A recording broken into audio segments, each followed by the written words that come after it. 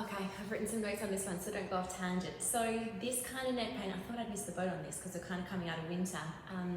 Not to say that you can't get neck pain in summer, it's just I find in winter we tend to hold ourselves differently because of the cold and we're more inactive. And there's also my mum's classic for this. So she'll come to me and she's stuck and she'll say, oh, I think I've done something in the garden, and I know it's not from the gardening, it's from stress, and what we really need is a tranquilizer.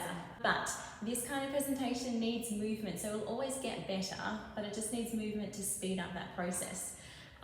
So the first thing to check is that you don't have any, like with moving your head, you don't get any dizziness or arm pain, weakness, nausea, vomiting. You're not feeling like you're going to pass out. If you have any of those things, get them checked with your health professional. Otherwise, we've just got to get your head and neck moving. So, and it's not always just as simple as stretching your muscles because they might be blocked by that catching pain. So the first thing to do is use hot packs. They're so underrated.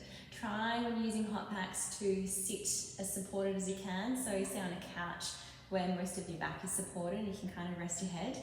If you're at work, then that's fine. A hot pack is better than no hot pack.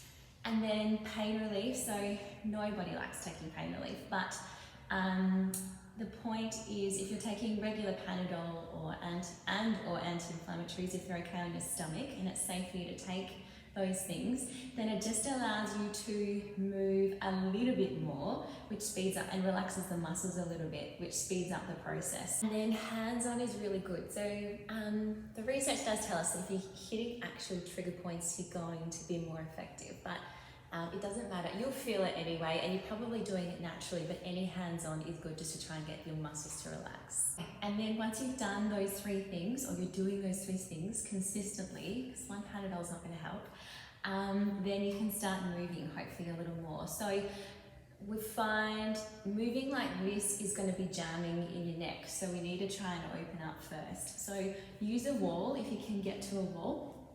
Have your spine and your head in contact with the wall as much as you can. It's always good to tuck your tailbone under. I always think everything's from your base, from your pelvis, and then open up through your shoulders and then tuck your chin in. So even just by doing that, you'll probably find you can get a little bit more movement. Trying to think how people do this. Your neck, when it's sore like this, wants to move in one plane at a time. So you don't want to be kind of moving in all directions because it doesn't have that control. So just keep everything centered, open up through here, but also relax. If you want to, the good thing about this is anything, even if it's really localized to your head and your neck, moving your arms is going to help because it's affecting the muscles affecting your neck are also come all the way down your back. So moving through here is also really good. Likewise, taking breaths in and out through your nose and expanding your rib cage is good for just getting some activation and then letting everything relax. So in this position, have your head against the wall, tuck your chin in, and then just move.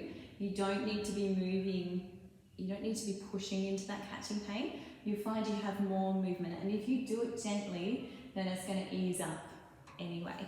And if doing it up against the wall is still sore, you can do it lying on your back in bed if you can, where everything's really well supported, head's on a pillow. And I think that's it. I forgot to say, if your head's still really sore or it's still really catchy, you can use your hands just to support a little bit so you're getting a little bit more feedback. Everything I do looks ridiculous. This is no different, but it might feel better. And then you can still do it at work, and you should still be doing it at work. Unsupported is fine if you can't get to a wall or a bed. Just open up through the chest, tuck your tailbone under, chin in, and then gently move side to side in your pain-free movement. And the more you're doing it, the quicker it'll get better. You might not notice like over a space of 10 minutes, but every 3 hours, 6 hours, you're going to notice a big difference to before. And finally, so if you're getting episodes of this kind of neck pain more than a few times a year, or even if you're getting them more than twice a year, then try and add some kind of movement, some kind of cardio. So walking, running, yoga, swimming, cycling, anything. Doesn't matter what it is, and it doesn't matter whether you start with 5 minutes, 10 minutes. Anything's going to make a huge difference to your postural pain or preventing postural pain. And otherwise you can look at your stress management. So if you look at your life and you can't see where you can reduce your stress, try to add little self-care habits. And it might be something as simple as when you first wake up, putting on some 5 minutes of meditative music.